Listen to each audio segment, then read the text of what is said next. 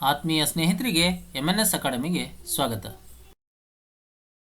ಸ್ನೇಹಿತರೆ, FDA, SDA, RRB, 6 to 8 GPT, CET ಇಲ್ಲಿ ಕೇಳ್ತಕ್ಕಂಥ ಸಾಮಾನ್ಯ ಕನ್ನಡದ ಪ್ರಶ್ನೋತ್ತರಗಳನ್ನು ಚರ್ಚೆ ಮಾಡ್ತಾ ಇದ್ವಿ. ಇವತ್ತು ನಾವು FDA 2017ರಲ್ಲಿ ಕೇಳಿದಂಥ ಸಾಮಾನ್ಯ ಕನ್ನಡದ ಪ್ರಶ್ನೆಗಳನ್ನು ಚರ್ಚೆ ಮಾಡೋಣ. ಕೆಳಗಿನ ವಾಕ್ಯಗಳಲ್ಲಿ ಖಾಲಿ ಬಿಟ್ಟಿರುವ ಜಾಗವನ್ನು ತುಂಬಲು 4 ಉತ್ತರ ನೀಡಿದೆ. ಅವುಗಳಲ್ಲಿ ಸೂಕ್ತವಾದದನ್ನು ಗುರುತಿಸಿ. ಒಲುಮೆ ಎಂದರೆ ಪ್ರೀತಿ ಅಥವಾ ಪ್ರೇಮ ಅಂತ ಅರ್ಥ ಬರುತ್ತೆ. ಹಾಗಾಗಿ ಒಂದಕ್ಕೆ ಸರಿಯಾದ ಉತ್ತರ ಆಪ್ಷನ್ 2 ಪ್ರೀತಿ ಆಗುತ್ತೆ.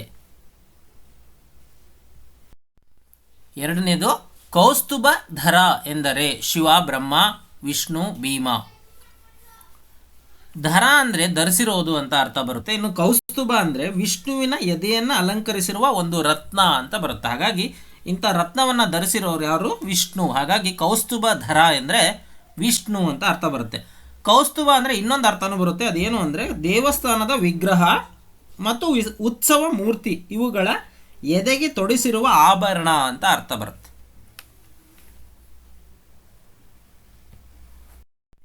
ಮೂರನೇ ಪ್ರಶ್ನೆ, ಕಡಸು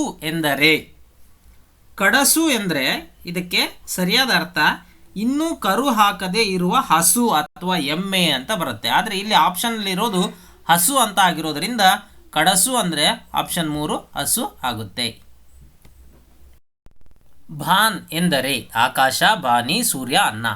ಭಾನ್ ಎಂದರೆ ಆಕಾಶ, ಗಗನ, ಸ್ವರ್ಗಲೋಕ, ದೇವಲೋಕ ಅಂತ ಬರೋದ್ರಿಂದ ಇಲ್ಲಿ ಭಾನ್ ಅಂದರೆ ಆಕಾಶ ಅನ್ನೋದು ಸರಿಯಾಗುತ್ತೆ. 5ನೇ ಪ್ರಶ್ನೆ, ಕುರುಳು ಎಂದರೆ ಗುಂಗುರು ಕೂದಲು ಅಂತ ಅರ್ಥ ಬರುತ್ತೆ. ಹಾಗಾಗಿ ಇಲ್ಲಿ ಆಪ್ಷನ್ ಇರೋತಕ್ಕಂಥ ಉತ್ತರ ಯಾವುದು ಅಂದರೆ ಕೂದಲು ಅನ್ನೋದು ಸರಿ ಉತ್ತರ ಆಗುತ್ತೆ. ಕುರುಳು ಅಂದರೆ ಕೂದಲು.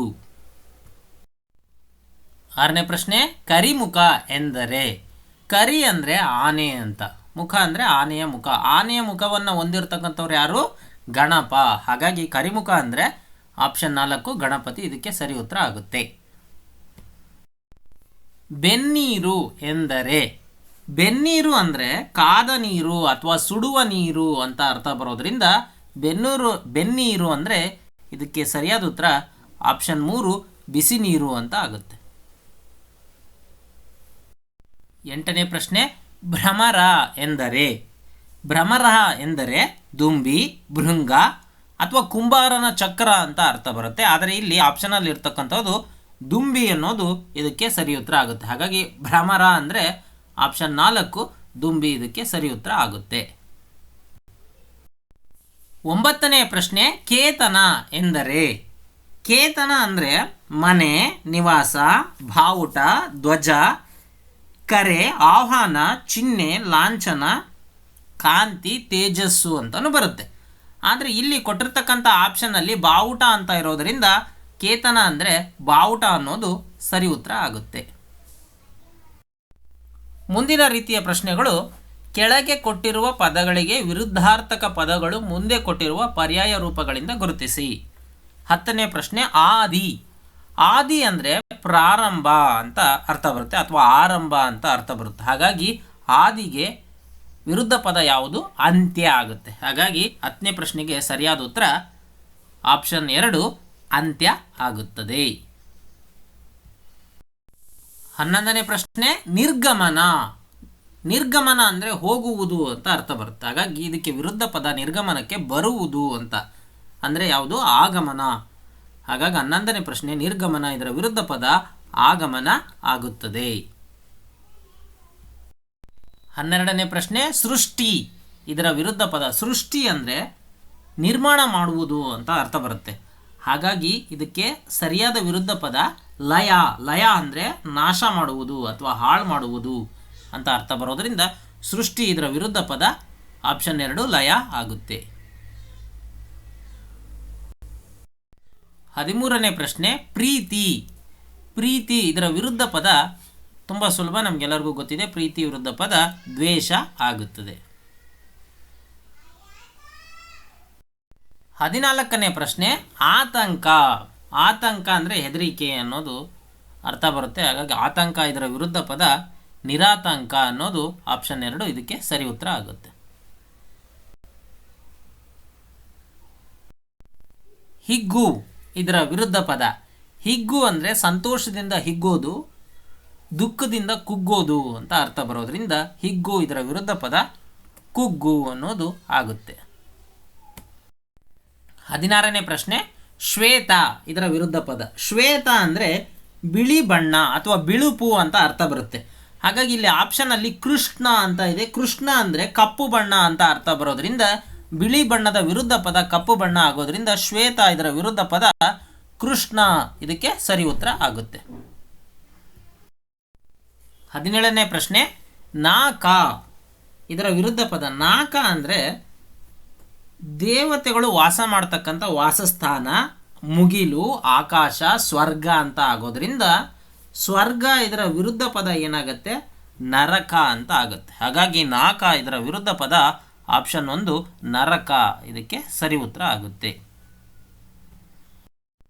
ಮುಂದಿನ ರೀತಿ ಪ್ರಶ್ನೆಗಳು, ಈ ಕೆಳಗೆ ಕೆಲವು ಕನ್ನಡದ ನುಡಿಗಟ್ಟುಗಳನ್ನು ಅವುಗಳ ಮುಂದೆ 4 ಪರ್ಯಾಯ ರೂಪಗಳನ್ನು ನೀಡಿದೆ. ನುಡಿಗಟ್ಟಿನ ಅರ್ಥವನ್ನು ವಿವರಿಸುವ ರೂಪವನ್ನು ಆಯ್ಕೆ ಮಾಡಿ ಗುರುತಿಸಿ.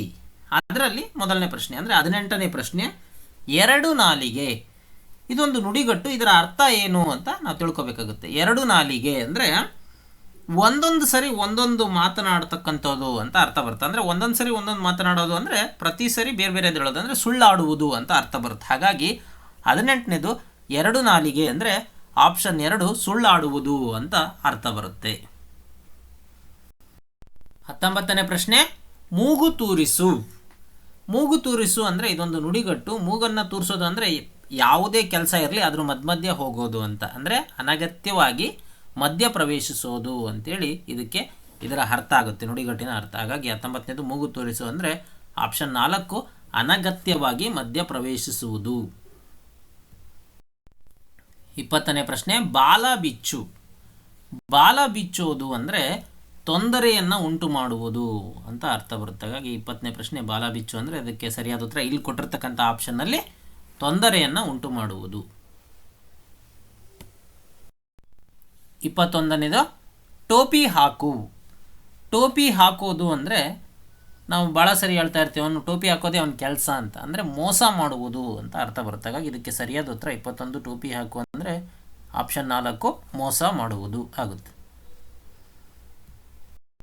22ನೇ ಪ್ರಶ್ನೆ, ಮೊಸಳೆ ಕಣ್ಣೀರು.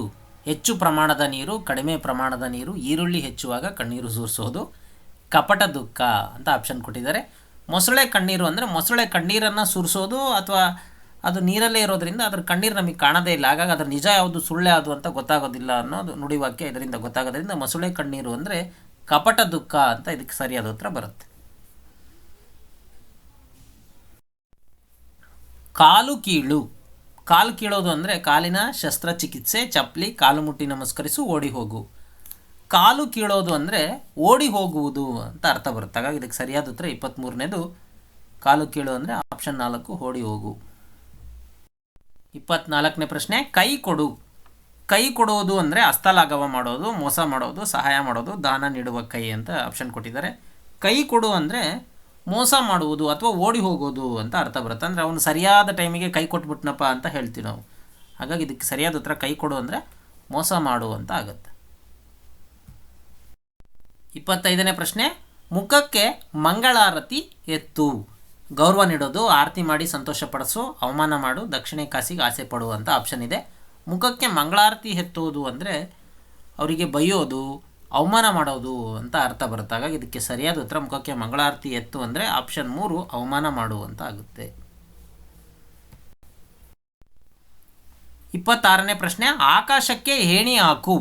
ದೊಡ್ಡ ಏಣಿ ಹಾಕು, ಕೈಗೂಡೋದಕ್ಕೆ ಪ್ರಯತ್ನಿಸು, ಕಾಮನ ಬಿಲ್ಲು, ಮೋಡಗಳ ರಾಶಿ ಅಂತ ಆಪ್ಷನ್ ಇರೋದ್ರಿಂದ ನಾವು ಆಕಾಶಕ್ಕೆ ಏಣಿ ಹಾಕೋಕ್ಕೆ ಸಾಧ್ಯ ಇಲ್ಲ, ಯಾಕಂದರೆ ಆಕಾಶ ತುಂಬ ದೊಡ್ಡದು ಅಂತ, ಅಂದರೆ ಮಾಡಲಿಕ್ಕೆ ಆಗೋದಿಲ್ಲ ಅಂತ ಅರ್ಥ ಬರುತ್ತೆ. ಅಂದರೆ ಮಾಡಲಿಕ್ಕೆ ಸಾಧ್ಯನೇ ಇಲ್ಲ ಅಂಥದನ್ನು ಪ್ರಯತ್ನ ಮಾಡೋದು ಅಂತ ಇರೋದ್ರಿಂದ ಇಲ್ಲಿ ಕೊಟ್ಟಿರ್ತಕ್ಕಂಥ ಆಪ್ಷನ್ ಯಾವುದು, ಕೈಗೂಡೋದಕ್ಕೆ ಪ್ರಯತ್ನಿಸು ಅಂತ ಆಪ್ಷನ್ ಬರುತ್ತೆ. ಹಾಗಾಗಿ ಸರಿಯಾದ ಉತ್ತರ ಇದಾಗಿದೆ. 27ನೇ ಪ್ರಶ್ನೆ, ರಾಮಬಾಣ. ರಾಮಬಾಣ ಅಂದರೆ ರಾಮನ ಬಾಣ ಬಿಟ್ಟಿದ್ದು ಯಾವತ್ತೂ ಗುರಿ ತಪ್ಪೋದಿಲ್ಲ ಅಂತ ಅರ್ಥ. ಹಾಗಾಗಿ ಅಥವಾ ನಾವು ಇದನ್ನು ಹೀಗೂ ಹೇಳ್ಬೋದು, ವಿಫಲವಾಗದ ಅಂದರೆ ಗುರಿ ತಪ್ಪದ ಅಂತ. ಹಾಗಾಗಿ ಇದನ್ನು ಇನ್ನೊಂದು ಅರ್ಥ ಹೇಳೋದಾದರೆ ಸಫಲ ಚಿಕಿತ್ಸೆ ಅಂತ ಅರ್ಥ ಬರುತ್ತೆ. ಅಂದರೆ ಉದಾಹರಣೆ, ವಿಕ್ಸ್ ಅನ್ನೋದು ತಲೆನೋವಿಗೆ ರಾಮಬಾಣವಿದ್ದಂತೆ ಅಂತ ಹೇಳ್ತೀವಿ. ಅಂದರೆ ಸರಿಯಾದ ಉಪಾಯ ಅಂತಲೂ ಅರ್ಥ ಬರೋದ್ರಿಂದ ಇಲ್ಲಿ ಕೊಟ್ಟಿರ್ತಕ್ಕಂಥ ಆಪ್ಷನ್ಗಳಲ್ಲಿ ಆಪ್ಷನ್ 4 ರಾಮಬಾಣ ಅಂದರೆ ಸರಿಯಾದ ಉಪಾಯ ಅಂತ ಆಗುತ್ತೆ. ಸ್ನೇಹಿತರೆ, ಇಷ್ಟೊತ್ತು ಈ ವಿಡಿಯೋವನ್ನು ನೋಡಿದ್ದಕ್ಕೆ ಧನ್ಯವಾದಗಳು. ನಿಮಗೆ ಈ ವಿಡಿಯೋ ಇಷ್ಟ ಆದರೆ ಈ ವಿಡಿಯೋವನ್ನು ಲೈಕ್ ಮಾಡಿ, ಹಾಗೆ ನಿಮ್ಮ ಸ್ನೇಹಿತರೊಂದಿಗೆ ಶೇರ್ ಮಾಡಿ ಮತ್ತು ನಿಮ್ಮ ಅಮೂಲ್ಯ ಸಲಹೆಗಳನ್ನು ಕಾಮೆಂಟ್ ರೂಪದಲ್ಲಿ ನೀಡೋದನ್ನು ಮರಿಬೇಡಿ ಅಂತ ಹೇಳ್ತಾ, ಕನ್ನಡಕ್ಕೆ ಸಂಬಂಧಪಟ್ಟಂಥ ಹಲವಾರು ವಿಡಿಯೋಗಳನ್ನು ನಾವು ಮಾಡಿದ್ದೀವಿ.